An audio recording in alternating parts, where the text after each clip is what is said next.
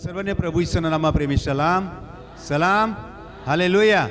આજે good Friday, પવિત્ર શુક્રવાર, સારો શુક્રવાર, પ્રભુ ઈસુના બલિદાનનો દિવસ, માનવ જાતિના ઉદ્ધારની ઘોષણાનો દિવસ, માનવ જાતિને માટે સૌથી મહાન, સૌથી અદ્ભુત, સૌથી આશ્ચર્યજનક, સૌથી પરમેશ્વરની કૃપાનો મહાન દિવસ. એ દિવસમાં આજે આપણે છે દુનિયાભરના લોકો ગુડ ફ્રાઈડે નિમિત્તે વિભિન્ન પ્રકારે એનું મનાવે છે. કોઈ રડે છે, કકડે છે, કોઈ આંસુ સારે છે, કોઈ આનંદ કરે છે, કોઈ ઉલ્લાસ કરે છે. દરેક વ્યક્તિ પોતપોતાની રીતે એને મનાવવાનો પ્રયાસ કરે છે. આજે આપણે જે પ્રસંગને સમજવાના છે ઘણા ઊંડાણથી, એ પ્રસંગને આપણે બે શબ્દોમાં બોલીએ છીએ. પહેલું બોલીએ છીએ પાસ્ખા પર્વ. શું બોલીએ છીએ? પાસ્ખા પર્વ. અને બીજું બોલીએ છીએ બે ખમીર રોટલીનું પર્વ. બોલો, બે ખમીર રોટલીનું પર્વ. આ બંને શબ્દોમાં એક સ્પષ્ટ ગુજરાતી શબ્દ હતો, અને શબ્દ હતો પર્વ. કયો શબ્દ હતો? પર્વ. આપણે ક્યારે પર્વ મનાવીએ કે જ્યારે આપણે કોઈ વાતની અપેક્ષા રાખીએ કે આ બાબત મને મળી જાય તો કેટલું સારું, અને પછી એના અર્થમાં, એની ખુશાલીમાં એ ઉજાણી કરે, એને પર્વ કહેવાય. યા તો તમે ક્યારેય કલ્પના ન કરી હોય કે મારા જીવનમાં કંઈક આવું સારું થશે, અને એ ઘટના તમારા જીવનમાં બને, ત્યારે તમે એને ઉજાણી યા ઉત્સવ યા સેલિબ્રેટ કરો. મોટા ભાગના લોકો પ્રભુ ઈસુ ખ્રિસ્તના જન્મ દિવસને સેલિબ્રેટ કરે છે, પણ આ જે બલિદાનના દિવસને નકારાત્મક રીતે સમજે છે, નકારાત્મક યા દુઃખદ રીતે એને સેલિબ્રેટ કરે છે. પણ હું એવું કહું છું કે જો પ્રભુ ઈસુના જન્મ દિવસને તમે સેલિબ્રેટ યા ઉત્સવ યા પર્વ મનાવો છો, ચાહે કોઈ પણ તારીખ હોય, એની સાથે આપણે ડિબેટ નથી કરવી, પણ જો આજે કાલ્વરીના ક્રૂસ પરના પ્રભુ ઈસુના બલિદાન વિશે પણ જો તમે પર્વ નહીં મનાવો અથવા ખુશી નહીં મનાવો, તો તમારું એ દુઃખ તમને કાંઈ જ સમજાશે નહીં. એટલા માટે તમારે આ દિવસને સારો, પવિત્ર, આશીર્વાદી શુક્રવાર માનવો જોઈએ. તાળી પાડીએ પ્રભુ ઈસુના માટે. એટલે કે આ શુક્રવાર કે આ દિવસ કે આ પર્ટિક્યુલર પ્રસંગ જે છે એ ખરેખર અતિ પવિત્ર, અતિ એને માટે આનંદ કરવા યોગ્ય છે. કેમ કે મારા અને માનવ જાતિના જીવનમાં આ સવાલનો જવાબ ક્યારેય નહોતો કે મને પાપની માફી કોણ આપશે. એ લોકો આદમથી લઈને યોહાન સુધીના લોકો, અને ત્યાર પછી પણ આપણે બધા જ લોકો વલખા મારીએ છીએ કે ક્યાંથી મને મોક્ષ, મુક્તિ, ઉદ્ધાર મળે, અને એના માટે કોઈ રસ્તો નહોતો. અકલ્પનીય હતું કે એમને ઉદ્ધાર મળે, અને એ ઉદ્ધાર પ્રભુ ઈસુએ પોતાના બલિદાનમાં પૂરું કરી દીધું. એટલા માટે જે અકલ્પનીય હતું, ક્યારેય બની શકે એવું નહોતું, અસંભવ હતું, એ પ્રભુ ઈસુના બલિદાનમાં થઈ ગયું. એટલે તો મારે ચોક્કસ આ પર્વને મનાવવો જોઈએ, સમજવો જોઈએ, અને એના સાચા અર્થને આનંદમય બનાવવો જોઈએ. તાળી પાડીએ આપણે હાલેલુયા. તમે આ વ્યક્તિગત જીવનમાં આનંદ મનાવો કે તમે બચી ગયા, તમે સંસારની આ જે મોહમાયામાં, પાપમાં તમે મૃત્યુ નહીં પામી ગયા, આત્મા તમારો નાશ નહીં પામ્યો, પણ તમે બચી ગયા, એનો અહેસાસ કરતા આજે તમારે પાસ્ખા પર્વ અથવા બે ખમીર રોટલીનો પર્વ પાળવાનું છે. આમીન, આમીન. તો આપણે બે શબ્દોને જોઈએ, બે ખમીર રોટલીનું પર્વ અથવા પાસ્ખા પર્વ. બે ખમીરનો સીધો મતલબ થાય છે કે જે રોટલીની અંદર ખમીર એટલે કે એસેન્સ અથવા તો ઈસ્ટ નહીં નાખવામાં આવે, એ સાદી રોટલી જે બને છે એને આપણે બે ખમીર વગરની એ રોટલી આપણે કહીએ છીએ, એનો આ પર્વ છે. અને બીજી રીતે જોઈએ હિબ્રુ ભાષામાં પાસ્ખા પર્વનો મતલબ, પાસનો મતલબ પસાર થવું. તેઓ એક જગ્યાએ લાંબા સમયથી લગભગ 400 વર્ષની ગુલામીમાં હતા મિસરમાં, અને ત્યાંથી તેઓ આજે રાત્રે નીકળવાના. They are passing through from the Egypt. એટલે કે તેઓ મિસરમાંથી પસાર થઈ જવાના, હંમેશા માટે ઓવર થઈ જવાના, ત્યાંથી કાયમ માટે નીકળી જવાના, સમાપ્ત થઈ જવાની એમની ગુલામી. એ ગુલામી સમાપ્ત થવાનો જે દિવસ છે એ છે પાસ્ખા પર્વ. તાળી પાડીએ આપણે હાલેલુયા. એ જે તમારા ને મારા જેનો પાપની અસર, શૈતાનની અસર, દુષ્ટાત્માની અસર, બુરા વિચારોની અસર જ્યારે સમાપ્ત થઈ જાય છે ને, એ દિવસે તમારો વાસ્તવિક પાસ્ખા પર્વ છે. અને એટલા માટે આજે આપણે સમજીએ, પહેલાં જૂના કરારમાંથી સમજીએ કે ક્યાંથી પાસ્ખા પર્વની શરૂઆત થઈ. તો નિર્ગમન તેના 12મા અધ્યાયના 1થી તો કેટલાક વચનો આપણે વાંચીશું, અને એ વચનોને એક વચનને આપણે સમજવાનો પ્રયાસ કરીશું. નિર્ગમન તેનો 12મો અધ્યાય અને પહેલું વચન. અને મિસર દેશમાં યહોવાએ મૂસા તથા હારૂનને કહ્યું કે હા, પરમેશ્વરનું પહેલું જ વચન તમને ને મને આજે કંઈક સમજાવે છે. આપણે બહુ ઝડપથી સમજવાની કોશિશ કરીશું. અને લખ્યું છે મિસર દેશમાં. કયા દેશમાં? મિસર. આ મિસર એ પાપી દુનિયાને દર્શાવે છે. મિસર એ ગુલામીનો દેશ છે. મિસર એ ફારૂન રાજાનો પ્રદેશ છે. એ જે તે આપણે જે દુનિયામાં રહીએ છીએ એ શૈતાનના કબજામાં હતી. શૈતાનને દુષ્ટ અને સ્વાધીન કરવામાં આવેલું બાઇબલ કહે છે. અને હું અને તમે વાસ્તવિક રીતે આપણે આધ્યાત્મિક રીતે જો સમજીએ તો આ દુનિયા એ મિસર દેશ છે. અને આ મિસર દેશમાં સૌથી પહેલા પરમેશ્વરે બે વ્યક્તિને કહ્યું. કોણ કોણ? મૂસા તથા હારૂન. મૂસા અને હારૂન. મૂસા ઇઝરાયલ પ્રજાનો સૌથી મોટો પ્રબોધક રહ્યો છે, આગેવાન રહ્યો છે, જે એમને કનાન દેશ સુધી લઈ જવાનું કારણ બન્યો છે. પરંતુ મૂસા અને હારૂનને કહેવામાં આવે છે. એ જે તે વાલા ભાઈ બહેનો, હું તમને આજે આ મિસર દેશની અંદર, આ દુનિયાની અંદર પરમેશ્વરની વાણી સંભળાવું છું અને કહું છું મૂસા અને હારૂનને પરમેશ્વરે શું કહ્યું, બહુ ધ્યાનથી સાંભળીએ. મૂસા અને હારૂન એ પરમેશ્વરના બે બાઇબલના બે કરાર છે. એક છે જૂનો કરાર અને બીજો છે નવો કરાર. આ બંને કરાર એટલે કે નિર્ગમનના 12મા અધ્યાયમાંથી અને ત્યારબાદ આપણે સુવાર્તામાંથી, નવા કરારમાંથી પાસ્કા પર્વના સચોટ મર્મને સમજવાના છે. તાળી પાડીએ, પ્રભુ ઈશ્વરને મહિમા આપીએ. એટલે કે પરમેશ્વરે મૂસાને અને હારૂનને કહ્યું તે જ રીતે આજે પરમેશ્વરે મને ને તમને જૂના કરારમાં આ વિધિનું આખું વર્ણન આપેલું છે. અને વિધિ કેવી રીતે પરિપૂર્ણ થાય છે પ્રભુ ઈશ્વરના બલિદાનમાં, એ નવા કરારમાં એ પરિપૂર્ણ થાય છે. બંને વસ્તુને એકબીજાની સાથે આપણે જોવાનું છે. અને એ રીતે પરમેશ્વરે મૂસા અને હારૂનને કહ્યું. પરંતુ બીજું વચન આપણને શું કહે છે? બીજું વચન નિર્ગમન 12મો અધ્યાય બીજું વચન. આ માસને તમારા માસમાંનો પ્રથમ ગણવો, તે તમારા વર્ષનો પ્રથમ માસ ગણાય. હાલેલુયા. બધા બોલો હાલેલુયા. બહુ ધ્યાનથી તમે સાંભળશો તો ત્યાં લખ્યું છે આ માસને તમારે તમારા માસમાંનો એટલે કે મહિનામાંનો પ્રથમ ગણો, તે તમારા વર્ષનો પ્રથમ માસ ગણાય. અહીં બહુવચન લખ્યું છે, બે વખત લખ્યું છે તમારા અને પછી લખ્યું છે તમારા. બે વખત બહુવચન લખેલું છે. બે વચનમાં માનવ જાતિને ઉદ્દેશ આપતા કહેવામાં આવ્યો છે કે આ જે તમારું આજથી જે તમે જે શરૂ કરી રહ્યા છો નવી યાત્રા, એકચ્યુઅલમાં એ તમારા માટે પાસ્કા પર્વ આપણા માટે બીજો બે એક પ્રસંગ બની જાય છે. જેમ કે ઇઝરાયલ પ્રજા માટે આ બીજો પ્રસંગ બન્યો અને એ હતો એમના માટે નવા વર્ષનો નવો ને પહેલો દિવસ હતો. તાળી પાડીએ આપણે હાલેલુયા.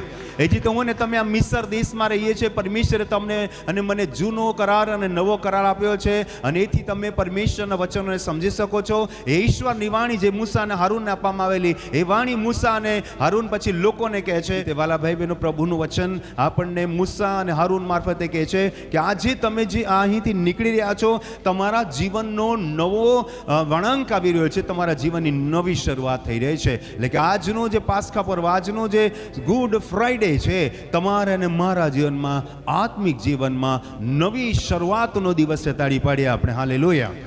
ત્રીજું વચન આપણે વાંચીએ. ઇઝરાયેલના આખા સમુદાયને કહે કે આ માસને 10મે દિવસે તમ પ્રત્યેક પુરુષે પોતાને સારું પોતાના બાપના ઘર પ્રમાણે અકેક હલવાન લેવું, એટલે કુટુંબ દીઠ અકેક હલવાન. Okay, very good. કેટલું સુંદર લખ્યું છે કે ઇઝરાયેલના આખા સમુદાય. સમુદાયનો મતલબ અલગ અલગ પ્રકારના કુળોના લોકો, 12 કુળોના લોકો હતા. કે એક જ કોઈ પર્ટિક્યુલર કુળ માટે નથી કહેવામાં આવ્યું કે ભાઈ તમે લેવી કુળ માટે જ આ આજ્ઞા છે, બાકીના 11 કુળ માટે નહીં, યા તો 11 કુળ માટે છે અને લેવી કુળ માટે નહીં, એવી કોઈ પર્ટિક્યુલર નથી લખ્યું.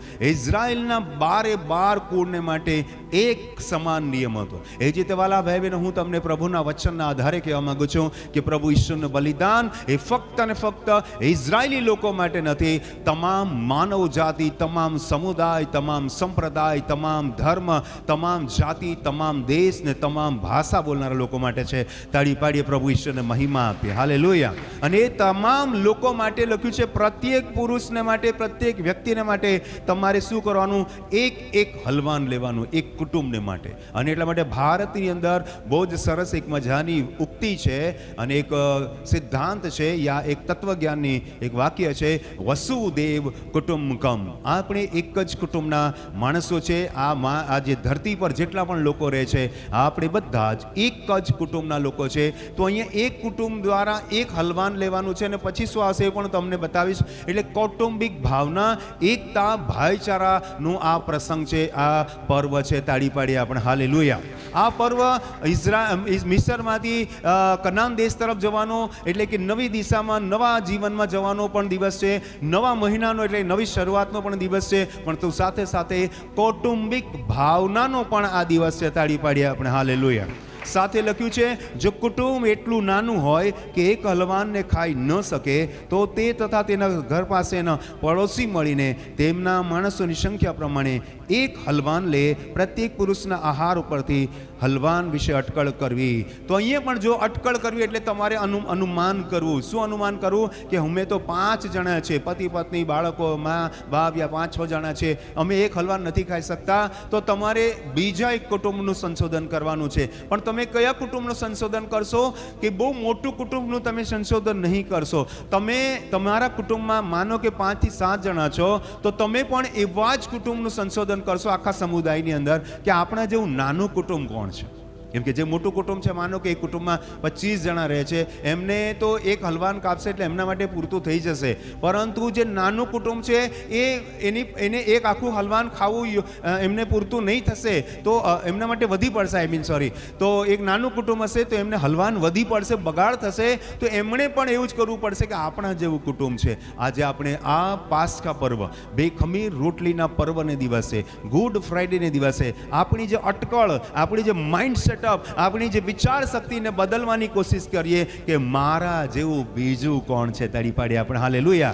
સંસારની જો ભાવના કેવી છે ખબર? મારા જેવું કોઈ નથી. આઈ એમ સમથિંગ, હું જ કંઈ છું, મારા જેવો મહાન કોઈ નહીં, એવું આપણે માનીએ છીએ. પણ પાસ્કા પર્વ, બે ખમીર રોટલીનું પર્વ, ગુડ ફ્રાઈડેનો આજનો શુભ અને પવિત્ર દિવસ આપણને એ વાતનો અનુમાન, એ વાતનો અનુભવ અને એ વાતનું સંશોધન કરવાની પ્રેરણા આપે છે કે મારા જેવું કોણ છે. હાલેલુયા. અને આ જ્યારે ભાવના તમારામાં જાગી જાય ને, વસુદેવ કુટુંબકમની, તમામ આપણે બધા જ એક જ પરમેશ્વરના બાળકો છે, મારા જેવું જરૂરતમંદ વ્યક્તિ કોણ છે, તો એકબીજાને તેઓ મદદ કરશે. આ દુનિયા એટલી બધી સ્વાર્થી બની ગઈ છે, એટલી બધી દંભી બની ગઈ છે, એટલી બધી કપટી બની ગઈ છે. પોતાનો સ્વાર્થ નહીં, હું અને મારું કુટુંબ, હું અને મારું કુટુંબ, બિલકુલ નહીં. પાસ્કા પર્વ આજે તમને માનવતાના ગુણો શીખાડે છે. તાળી પાડીએ આપણે હાલેલુયા.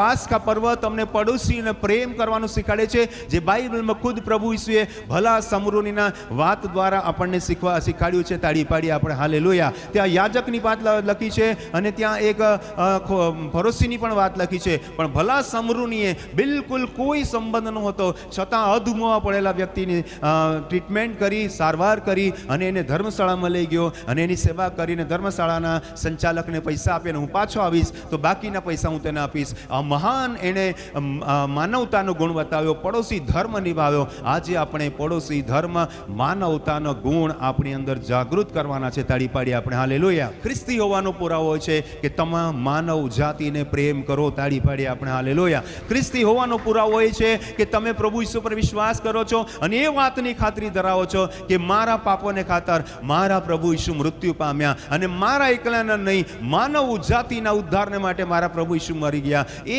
વાતને તમે સમજી જાઓ છો અને એટલે તમે તમામ માનવ જાતિને પ્રેમ કરો છો. અસલી ક્રિશ્ચિયાનિટી, અસલી ધાર્મિકતા, અસલી ખ્રિસ્તીપણું તો આ છે કે આપણે પોતાને અને પોતાના પડોશીને પ્રેમ કરીએ. તાળી પાડીએ આપણે હાલેલુયા. અને એટલા માટે બાઇબલ કહે છે, પ્રભુ ઈસુનું કહે છે કે તમે દુશ્મનોને પ્રેમ કરો, તમારા વૈરીઓને માટે પ્રાર્થના કરો, તેમને આશીર્વાદ જ આપો. અને રોમનના પત્રમાં પાઉલ કહે છે કે તમે જ્યારે પ્રેમ કરો છો ત્યારે તમે નિયમનું સંપૂર્ણ પાલન કરો છો. તાળી પાડીએ આપણે હાલેલુયા. અને બાઇબલ એ પણ કહે છે કે પ્રેમ પ્રીતિ કદી કોઈનું ભૂંડું કરતી નથી. આપણામાં ભૂંડા કરવાના વિચાર આવશે જ નહીં, કોઈનું આપણે ભૂંડું કરીશું નહીં. જો ભૂંડું નહીં કરીશું ને વાલા ભાઈ બહેનો, તો જ આપણે લોકોનું ભલું કરીશું. તાળી પાડીએ આપણે હાલેલુયા.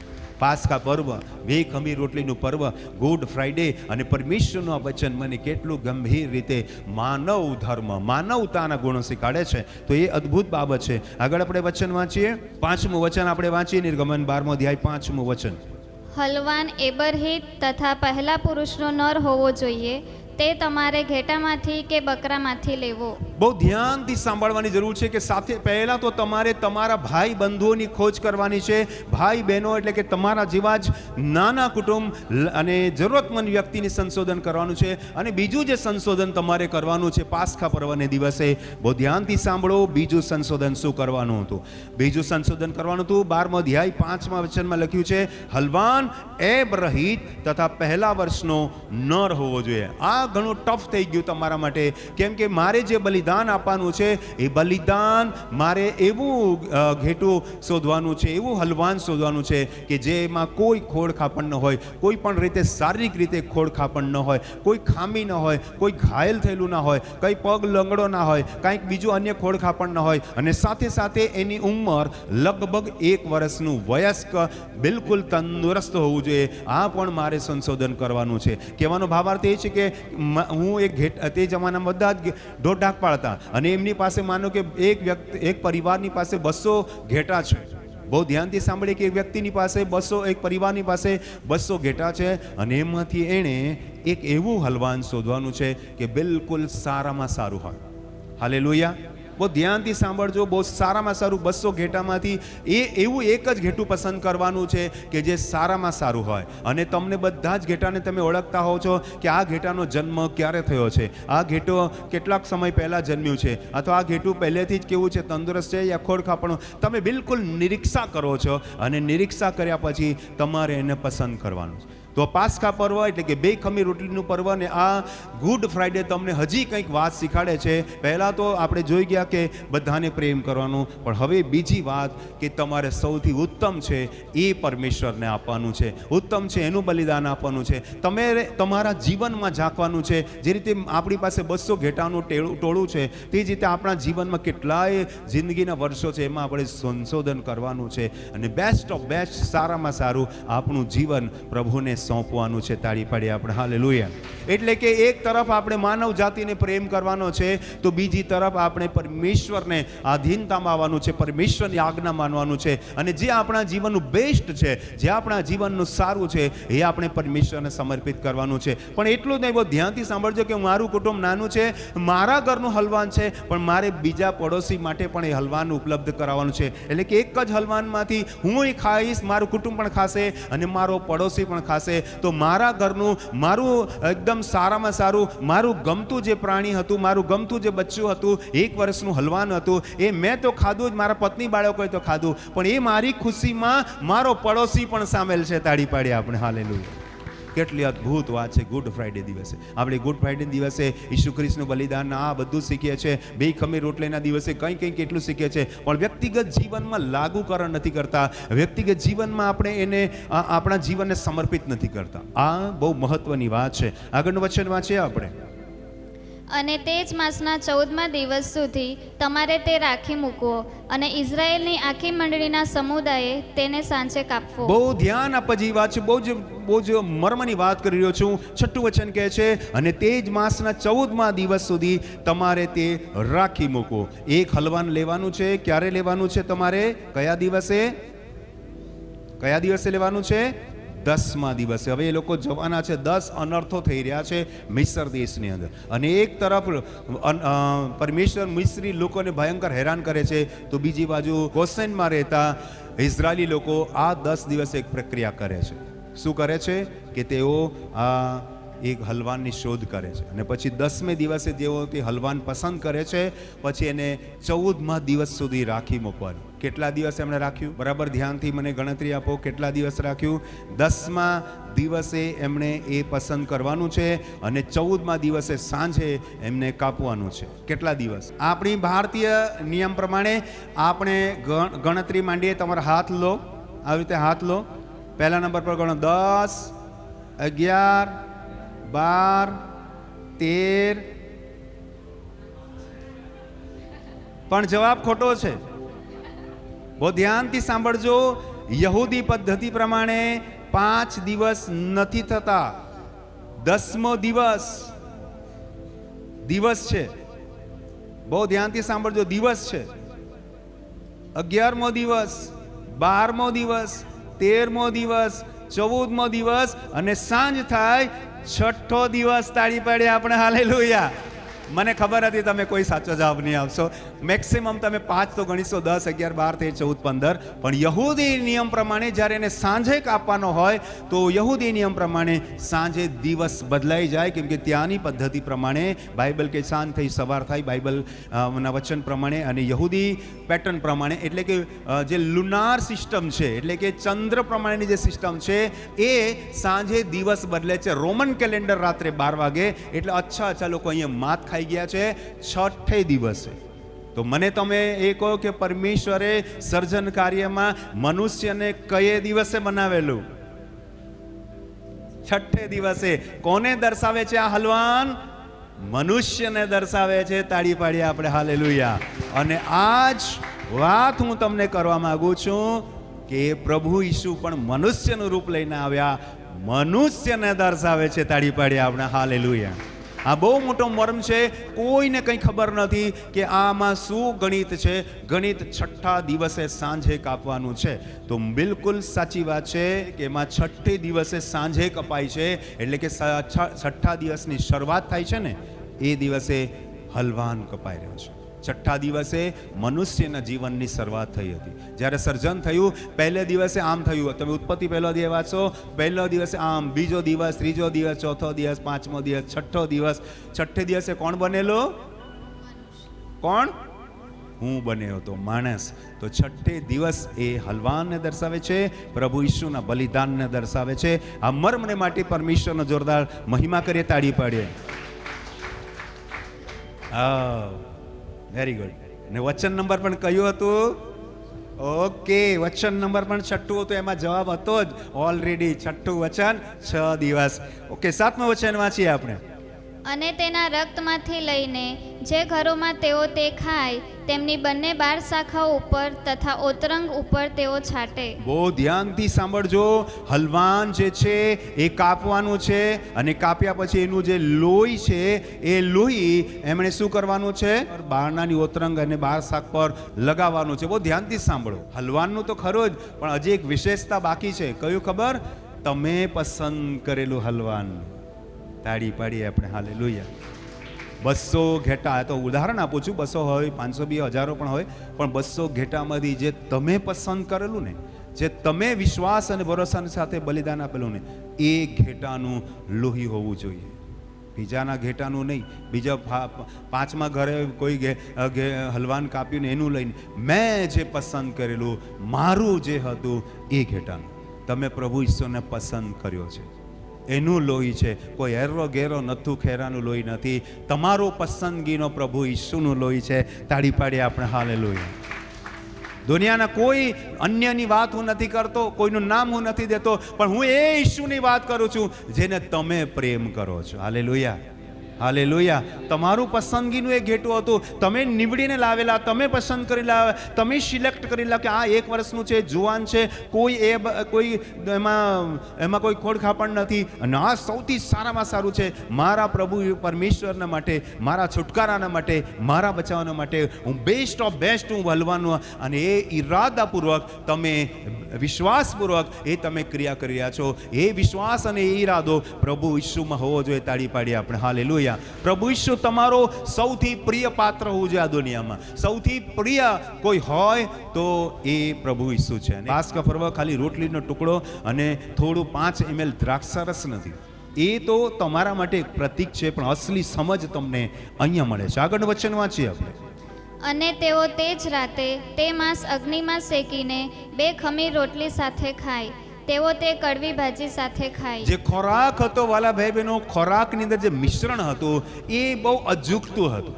દાખલા તરીકે ભારતીય લોકો છે આપણે, અને આપણા ભારતની અંદર 70% વધારે લોકો માંસાહાર કરે છે. અને એમને ખબર છે કે માંસાહાર હંમેશા મસાલેદાર, સ્પાઇસી, ટેસ્ટી અને બિલકુલ તેલ આ તે એકદમ એને બહુ એક અલગ પદ્ધતિથી બનાવવામાં આવે. એટલે કે કોઈ પણ માંસાહાર હોય એ બહુ ટેસ્ટી બનાવવામાં આવે છે, બહુ જ એની અંદર મસાલાઓ ઉમેરવામાં આવે છે. ઘણી લાંબી પ્રોસેસ બાદ તમને નોનવેજ ખાવા મળે છે. જ્યારે ભાજીનું એવું નથી હોતું, નાખ્યું તપેલામાં ઉકાળ્યું એટલે થઈ ગયું, મીઠું નાખો એટલે થઈ ગયું, બાકી કંઈ નહીં નાખો તો બી ચાલી જાય, થોડું મરચું નાખી દીધું, થોડું આ મીઠું નાખી દીધું થઈ ગયું. પણ જ્યારે તમે કોઈ નોનવેજ બનાવો છો, માંસ બનાવો છો, ત્યારે તમે ખૂબ એની પાછળ મહેનત કરો છો, ખૂબ એની અંદર મસાલાઓ નાખ્યો છો, પદ્ધતિ પ્રમાણે તમારે એને બનાવવું પડે છે, ખૂબ જ ટેસ્ટની અપેક્ષા રાખો છો. જ્યારે આ જે મટન તમે ખાઈ રહ્યા છો,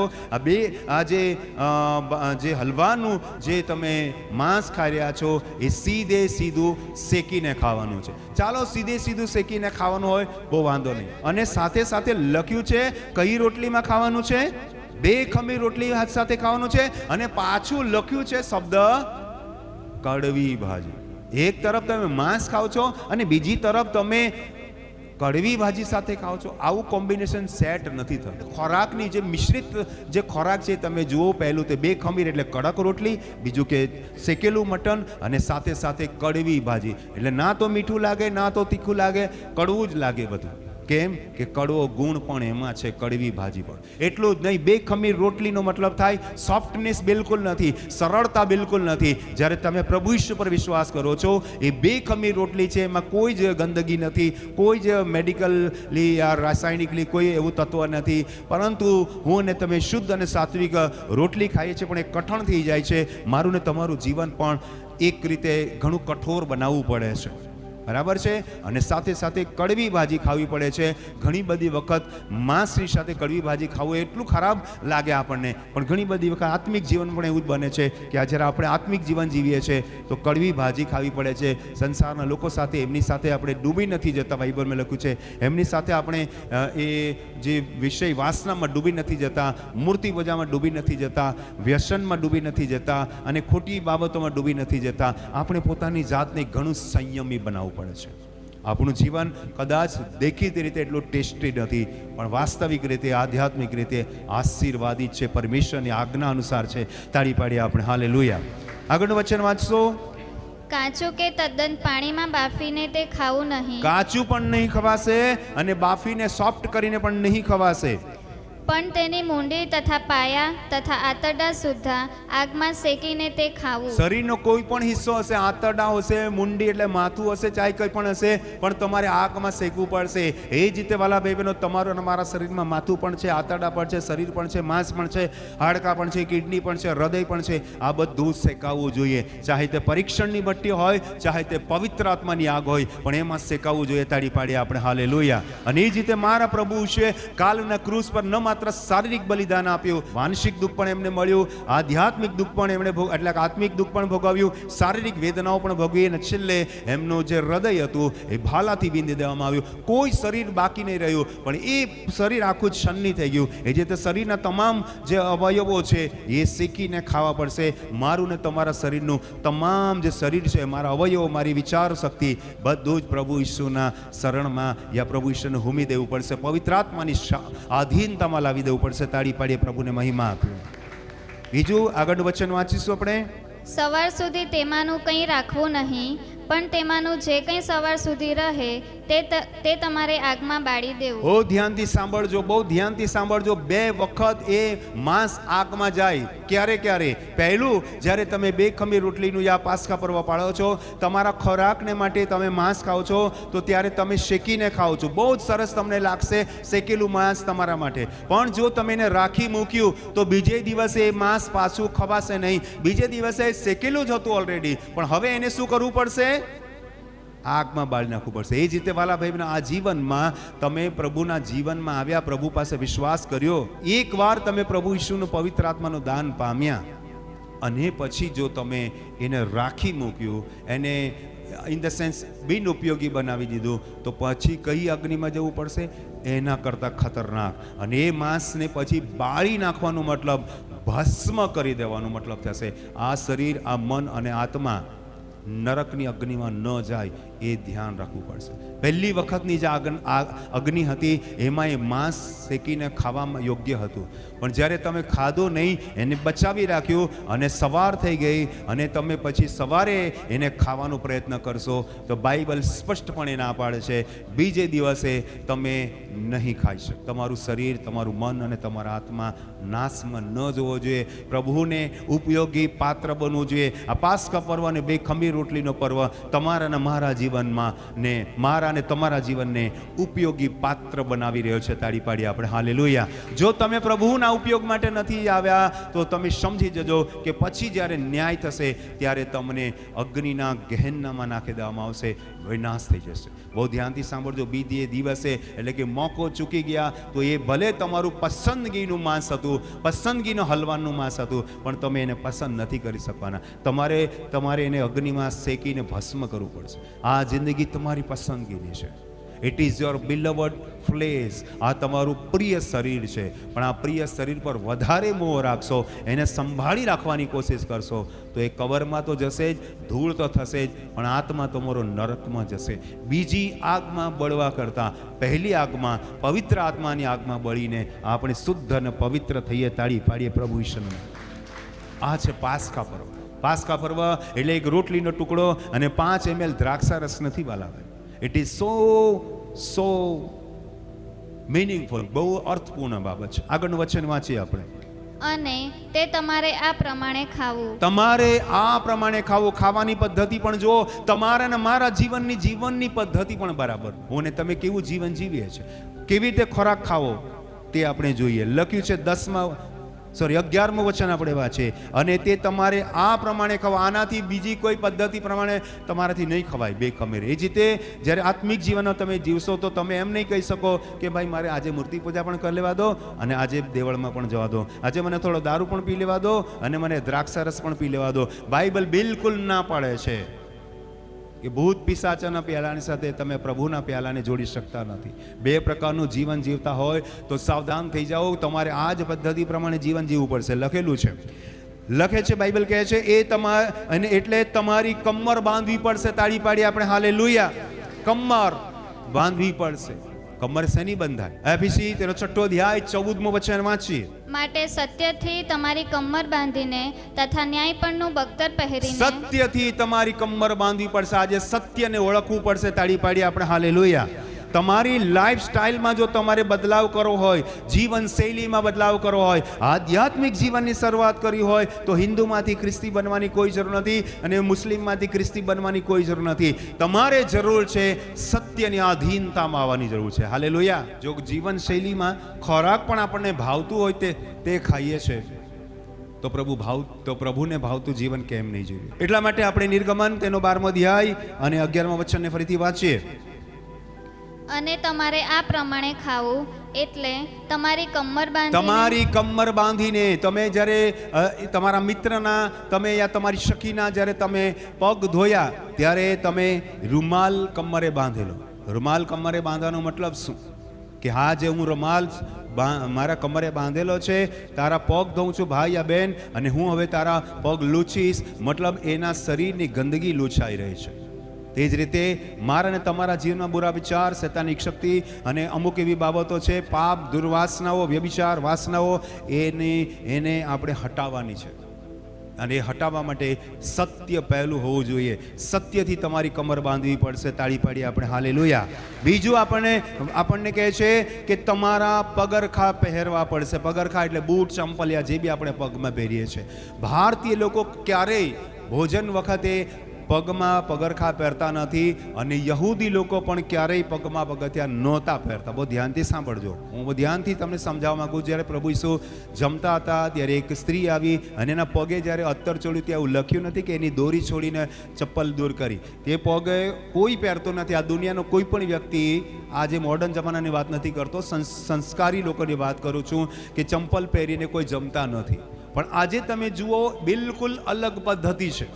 બિલકુલ અલગ પદ્ધતિ છે. પગરખા, ચંપલ, બૂટ જે કંઈ છે તે જમાનામાં પહેરતા હશે, તે પહેરીને આપણે જમવાનું છે. મતલબ શું? બિલકુલ અલગ લાગે છે. બીજા લોકો બૂટ ચંપલ કાઢીને જમવા બેસે છે, ભાણે બેસે છે એમ કહેવાય ગુજરાતીમાં. જ્યારે અહીંયા ચંપલ પહેરવાનો મતલબ શું? એક તો તમારા જીવનમાં સચ્ચાઈ હોવી જોઈએ, અને બીજું તમારા જીવનમાં ઉતાવળ હોવી જોઈએ. શેની? નીકળવાની. આપણે વિચારીએ છીએ અરે હજુ તો સમય છે, હજુ તો હું કોલેજમાં ભણું છું, અને હજુ તો હું ડિગ્રી લઈશ, હજુ તો લગ્ન કરીશ, બાળકો થશે ત્યારે પ્રભુ ઈસુને પર વિશ્વાસ. હજુ તો રખડવાનો ટાઈમ છે, અને ફરવાનો ટાઈમ છે, દારૂ પીવાનો ટાઈમ છે, મોજ મસ્તી કરવાનો ટાઈમ છે, ડીજેમાં નાચવાનો સમય છે. એટલે કે તમે હજી તૈયારી નથી કરી. એના માટે બાઇબલમાં લખ્યું છે, એફએસસીનો પત્ર 6 અધ્યાય, ફરીથી આપણે જોઈએ 15મું વચન. એફએસસી 6 અધ્યાય 15મું વચન. તથા શાંતિની સુવાર્તાની તૈયારી રૂપી જોડા પહેરીને. તૈયારી રૂપે જોડા તમારા જીવનમાં તૈયારી કરવી પડશે, કેમ કે તમે આ જીવનમાંથી, એટલે કે આ લોકો મિસ્રમાંથી કનાન દેશ તરફ જવાના છે, એ રીતે આ દુનિયા છોડીને હું અને તમે પણ જવાના છે. એ જોડા પહેરવાનો મતલબ ગંદકીની વાત નથી કરતો, એકાત્મક રીતે સમજાવે છે કે તમે હવે મિસ્રમાંથી નીકળવાના છો, અને નીકળવાના છો એટલે તમે જલ્દી બૂટ પહેરી લો. તૈયારી મારે ને તમારે પ્રભુ ઈસુને તમારા જીવનમાં લાવવા પહેલા, સમજવા પહેલા આત્મિક જીવન ની તૈયારી કરવી પડશે. તાળી પાડીએ, પ્રભુને મહિમા આપી. હાલેલુયા. એટલે પહેલું આપણે જોઈએ સત્યથી કમર બાંધવાનું. બીજું આપણે જોઈએ તૈયારી રૂપે આપણે એકદમ ફાસ્ટ ફોરવર્ડમાં નીકળવાનું છે. જલ્દીથી તમે આ સંસારની માયામાંથી નીકળો, વ્યસનમાંથી નીકળો, મૂર્તિ પૂજામાંથી નીકળો, અને વ્યભિચારમાંથી નીકળો, વિરોધમાંથી નીકળો, દુશ્મના વટમાંથી નીકળો. જલ્દી નીકળવું પડશે. તાળી પાડીએ આપણે. હાલેલુયા. આગળનો મુદ્દો જોઈએ. એમાં કમર બાંધીને પગરખા પહેરીને પછી તથા તમારી લાકડી તમારા હાથમાં લઈને ખાવું. એક હાથમાં કોળિયો છે તો બીજા હાથમાં લાકડી છે. લાકડી કોની પાસે હોય? ગોવાળની પાસે હોય. લાકડી કોની પાસે હોય? જંગલમાં જનાર વ્યક્તિની પાસે હોય. જંગલમાં જઈએ તો લાકડી. આ સંસાર એક જંગલ છે. હવે આ યાત્રા ચાલુ કરવાની છે. લાકડી એક આધાર છે, લાકડી એક ટેકો છે. અને એટલા માટે બાઇબલ પણ એ વાતને બતાવે છે. એફએસસી 6 અધ્યાય, અહીંયા લાકડીનું જે વર્ણન છે બીજા અર્થમાં આપણે સમજવાની કોશિશ કરીએ. એફએસસીનો પત્ર તેનો 6 અધ્યાય 17મું વચન. વળી તારણનો ટોપ પહેરો તથા આત્માની તલવાર જે દેવનું વચન છે. આત્માની તલવાર. તલવાર તમારા હાથમાં હોય યા પગમાં હોય. તલવાર તમારે ક્યાં શેનાથી પકડવાની હોય? હાથથી. તલવાર એટલે મતલબ આપણે સુરક્ષા પણ છે, સેલ્ફ ડિફેન્સ પણ છે, અને સાથે સાથે દુશ્મનોને ડરાવવાનું પણ સાધન છે. અને ત્રીજું કારણ, દુશ્મનોનો વિનાશ કરવાનું પણ કારણ. 3 કારણથી આપણી પાસે તલવાર હોય છે. પહેલું કારણ કયું? સેલ્ફ ડિફેન્સ, એટલે કે પોતાની સુરક્ષા. બીજું કયું? દુશ્મનોને ડરાવવાનું કારણ. અને ત્રીજું કયું? દુશ્મનોને વિનાશ કરવાનું કારણ. એક શૌર્યને દર્શાવે, કે યોદ્ધાને દર્શાવે છે. તાળી પાડી આપણે. હાલેલુયા. અહીંયા આ લોકો યોદ્ધા નહોતા, ગુલામ હતા. બહુ ધ્યાનથી સાંભળો ઇઝરાયલીઓનો ઇતિહાસ. એ લોકો ગુલામ હતા, એમની પાસે તલવાર ન હતી, પણ એમની પાસે લાકડી હતી. વચનની તલવાર, નવા કરારમાં વચનની તલવાર, જૂના કરારમાં લાકડી અધિકારને દર્શાવે છે. તાળી પાડી આપણે. હાલેલુયા. એ લોકો યાત્રા કરવાના હતા. વીછી, સાપ કે અન્ય જાનવર, યા કોઈ રીંછ યા કોઈ અન્ય સિંહ કે કોઈ હિંસક જાનવર પાસે નહીં આવે, કોઈ દુશ્મન પાસે નહીં. તો એમની પાસે સેલ્ફ ડિફેન્સ માટે લાકડી હતી, યા કોઈ જીવજંતુને મારવા માટે લાકડી હતી, કેમ કે હવે મુસાફરી કરવાની હતી. એ રીતે વચન તમારી પાસે હોવું જોઈએ. શૈતાન તમારી સામે આવશે, તમારી સામે અટ્ટહાસ્ય કરશે, તમને હેરાન પરેશાન કરશે, પણ વચનની તલવાર તમારી પાસે હોવું જોઈએ. આ પાસ્કા પર્વ તમને વચન વાંચવા અને મનન કરવા માટે પ્રેરણા આપે છે. તાળી પાડી આપણે. હાલેલુયા. આ પાસ્કા પર્વ, આ બે ખમી રોટલીનો પર્વ તમને સત્યને સમીપ આવીને સત્યના અનુસાર જીવન જીવવા માટે પ્રેરણા આપે છે. તમને તમારા જીવનને તૈયાર કરવાની પ્રેરણા આપે છે, અને તમારા જીવનને બળવાન કરવાની પ્રેરણા આપે છે. તાળી પાડી આપણે. હાલેલુયા. તમને લાગશે કે અરે આટલો નાનો ટુકડો અને આ 5 ml દ્રાક્ષારસ મને શું આપશે? અરે બહુ ધ્યાનથી સાંભળો. એ તમને સત્યની પાસે દોરી જાય છે. અને બાઇબલ કહે છે યોહાન 8:32માં, સત્યને તમે જાણશો, સત્ય તમને મુક્ત કરશે. પ્રભુ ઈશ્વરના વચન માટે જોરદાર તાળી પાડીએ આપણે. હાલેલુયા. એટલું જ નહીં, લાઈફ સ્ટાઈલની વાત કરી હજી તમે આત્મિક જીવનની, તો આગળ વાંચીએ શું લખ્યું છે. તમારા હાથમાં લાકડી તમારા હાથમાં લઈને ખાવું. એક તરફ ખાવાની ધ્યાન છે, તો બીજી તરફ તમારે સુરક્ષાનું પણ. એટલે ખાવો એટલે જીવનને, ખાલી જીવન જીવવામાં જ તમારું ધ્યાન ન હોવું જોઈએ, જીવનની આધ્યાત્મિક સુરક્ષામાં પણ તમારું ધ્યાન હોવું જોઈએ. આગળ આપણે વચન વાંચીએ શું લખ્યું છે. અને તમારે તે કેવું ખાવું? ખવાય તો ખવાય, નહીં ખવાય તો અધ કચરો નથી ખાવાનું, અડધા ભૂખ્યા નથી રહેવાનું. ઘણા બધા લોકો ખ્રિસ્તી લોકો છે ને, જલ્દીમાં અડધા ભૂખા છે. ઘણા લોકો અડધા રહી જાય છે. ખ્રિસ્તી જીવન વિશે સાવધાન થાઓ. તમે હજુ અધૂરું જીવન જીવી રહ્યા છો, અતૃપ્ત જીવન જીવી રહ્યા છો, કમજોર જીવન જીવી રહ્યા છો. આત્મિક રીતે તમે ભોજન નથી લઈ રહ્યા. જલ્દી તમારે ખાવાનું છે, કેમ કે તમારે નીકળવાનું છે. એટલે તમારે વધારે સારું ખાવાનું છે, કેમ કે તમારે લાંબી મજલ કાપવાની છે. ખ્રિસ્તી લોકો લાંબી મજલમાં સમજતા નથી, એટલે અડધા ભૂખ્યા છે. બાઇબલમાં લખ્યું છે કેટલાક હજી ઊંઘે છે અને કેટલાક હજી રોગિષ્ઠ છે, કેટલાક નિર્બળ થઈ ગયા છે. ખ્રિસ્તી જીવન સામર્થ્ય ભરેલું જીવન છે. તાળી પાડી આપણે હાલેલુયા. તમારે તે જલ્દી ખાઈ લેવું. તે કોનું પાસખા છે? યહોવા પરમેશ્વરનું પાસખા. કોઈ માણસનો રિવાજ નથી, કોઈ મંડળીનો રિવાજ નથી, કોઈ સંસ્થાનો રિવાજ નથી, કોઈ ગ્રુપ ઓફ પીપલ એટલે કે સાધારણ કોઈ ગ્રુપના લોકો થોડાક ટોળાનો આ રિવાજ નથી. પરમેશ્વરનો સિદ્ધાંત છે કે તમે સત્યની સમીપ આવો, સત્યને ઓળખી જાઓ, સત્ય તમને મુક્ત કરે. પરમેશ્વર ચાહે છે કે તમે પગરખા પહેરીને એટલે કે પોતાની જાતને તૈયાર કરો. પરમેશ્વર ચાહે છે કે તમે વચનની લાકડી લો, વચનની તલવાર લો. પરમેશ્વર ચાહે છે કે તમે આ બાબતમાં ઉતાવળ કરો, સમજદાર બનો. પરમેશ્વરનું છે આ જે કાર્ય છે, પરમેશ્વરનું કાર્ય છે. તાળી પાડી આપણે હાલેલુયા. આ પાસખા પર્વ એ મારી નહીં, પરમેશ્વરની ઈચ્છા મારા જીવનમાં પૂરી થવી જોઈએ. તાળી પાડી આપણે હાલેલુયા. મારી ઈચ્છા છે તો હું ધન કમાવું, મારી ઈચ્છા છે કે હું આમ કરું, મારી ઈચ્છા છે કે હું પાપ કરું, મારી ઈચ્છા છે કે હું બધા કરતા અલગ જીવન જીવું, મારી ઈચ્છા છે કે હું બેંક લૂંટીને કરોડો રૂપિયા કમાવું. મારી ઈચ્છાની કોઈ જરૂર નથી. મારા જીવનમાં મારા પરમેશ્વરની ઈચ્છા પૂરી થવી જોઈએ. બધા બોલો આમીન, હાલેલુયા. વચન વાંચીએ 12મું, કેમ કે તે રાત્રે હું આખા મિસ્ર દેશમાં ફરીશ. બહુ ધ્યાનથી સાંભળજો. પરમેશ્વર વિઝિટ લેવાના છે. પરમેશ્વર જે વિઝિટ લેવાના છે એ કોને મોકલવાના છે? લખ્યું છે ને મિસ્ર દેશમાં મનુષ્યના તથા પશુના સર્વપ્રથમ જનિતને હું મારી નાખીશ. એક તરફ બચાવની વાત છે તો મિસ્રમાં એક તરફ રુદનની વાત છે. એક તરફ બચાવની વાત છે કે તમે હલવાન કાપો અને તમારા ઉતરંગ પર, બારસાક પર તમે એ લોહી લગાવી દો, અને બીજી તરફ હું નીકળવાનો છું. શું જોવા માટે? બહુ ધ્યાનથી સાંભળજો. શું જોશે? એ માણસોને નહીં જોશે. બહુ ધ્યાનથી સાંભળજો. ના ઇઝરાયલીને જોશે, ના મિસ્રીને જોશે. જોશે તો શું જોશે? બહુ ધ્યાનથી સાંભળજો. એ તમારા ચહેરાથી તમને નથી ઓળખતો, એ તમારા રંગ રૂપથી નથી ઓળખતો, તમારા દેશથી નથી ઓળખતો. હું ઓળખું છું પાકિસ્તાનીઓને પાકિસ્તાનના લોકોને પાકિસ્તાની તરીકે, બાંગ્લાદેશના લોકોને બાંગ્લાદેશી તરીકે, અને એ લોકો મને ભારતીય તરીકે ભારતીય ગણે છે. પણ ઈશ્વર એવી રીતે તમને નથી ઓળખતો. ઈશ્વર કેવી રીતે ઓળખે છે? જોજો. મિસ્ર દેશમાં મનુષ્યના તથા પશુના સર્વપ્રથમ જઈને મારી નાખીશ ને હું મિસ્રના સર્વ દેવો પર ન્યાય શાસન લાવીશ. બહુ ખતરનાક બાબત છે. દેવો પર પણ. અને લખ્યું છે હું યહોવા છું, અને જે તમે જે ઘરમાં રહો છો તે ઉપરનું રક્ત તમારા લાભમાં ચિહ્નરૂપ થશે. અને જ્યારે હું મિસ્ર દેશ પર મરો એટલે મરકી લાવીશ, ત્યારે હું કોને જોઈશ? કોઈ માણસને નહીં જોઈશ. કોને જોઈશ? રક્તને જોઈશ. તાળી પાડી આપણે હાલેલુયા. આજે ઈસુનું લોહી તમારા જીવનમાં હોવું જોઈએ. બધા બોલો આમીન. બધા બોલો આમીન. ઈશ્વર તમારા સુંદર ચહેરાને નથી જોઈ રહ્યો. બાઇબલ કહે છે કે મનુષ્ય તો ઉપરનો દેખાવ જોઈએ, પરમેશ્વર તમારા હૃદયને જુએ છે. તમારા વિશ્વાસમાં ઈસુનું લોહી છે કે નહીં? તમે ગોરા છો કે કાળા, જાડા છો કે પતલા, ઊંચા છો કે નીચા, ભારતીય છો કે અમેરિકન, ઇઝરાયલી છો કે ઈરાકના લોકો છે, કોઈ મતલબ નથી. બાહ્ય રૂપમાં લોકો તમને જુએ છે, પરમેશ્વર તમને આત્મિક દ્રષ્ટિથી જુએ છે કે તમારા વિશ્વાસમાં ઈસુનું લોહી છે કે નહીં. તમે કયા પ્રકારનું પાસખા પર્વ પાળો છો દર વર્ષે, કયા પ્રકારનું વિધિ તમે પાળી રહ્યા છો, એ જુએ છે કે કઈ રીતે ઈસુનું લોહી છે કે ખાલી નામની રોટલી ને નામનો દ્રાક્ષરસ. સમજદાર બનો, સમજદાર. પરમેશ્વર તમારી અંદર પ્રભુ ઈસુના બલિદાનનું લોહી જોવા માંગે છે. શું છે કે નહીં? એ ઘરોમાં નહીં જોયું કે અંદર કોણ છે, એ ઘરો અને આજુબાજુમાં કોણ ભટકે છે એ નહીં જોયું. પરમેશ્વરે ઘરોના બાર શાક પર ને બારના પર જોયું કે હલવાનું લોહી છે કે નહીં. એ લોહી જ એક એવું કારણ હતું જે બચાવતું હતું. તાળી પાડી આપણે હાલેલુયા. એ જ રીતે માનવ જાતિને પાપથી બચાવવા માટે ઈસુનું લોહી જ કાફી છે. તાળી પાડી આપણે હાલેલુયા. એનામાં એના લોહી દ્વારા એની કૃપાની સંપત પ્રમાણે મને પાપની માફી મળી છે. બધા બોલો આમીન, આમીન. આગળ વચન વાંચી. તમે જે ઘરમાં રહો છો, કયા ઘરમાં? તમે જે ઘરમાં, તમારું ઘર આ છે.